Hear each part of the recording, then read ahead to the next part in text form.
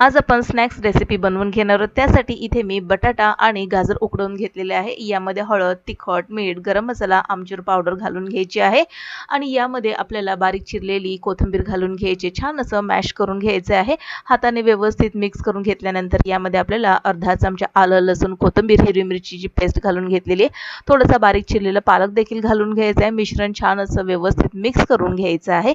यामध्ये 2 ते 3 चमचे कॉर्नफ्लोअर घालून पुन्हा एकदा हे मिश्रण व्यवस्थित मिक्स करून घ्यायचं आहे।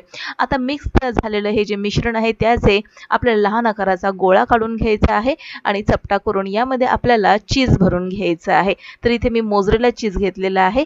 छान असा हा गोळा व्यवस्थित बंद करून घ्यायचा आहे आणि त्याला अशा प्रकारे आकार देऊन घ्यायचा आहे। आता कॉर्नफ्लोअर स्लरीमध्ये हा बुडवून याला आपण शेवयामध्ये घोळवून घेतलेला आहे आणि शॅलो फ्राय आपण करून घेतलेला आहे। दोन्ही बाजूने सोनेरी रंगावरती तळून घेतलेले चीज पालक कटलेट तयार आहे।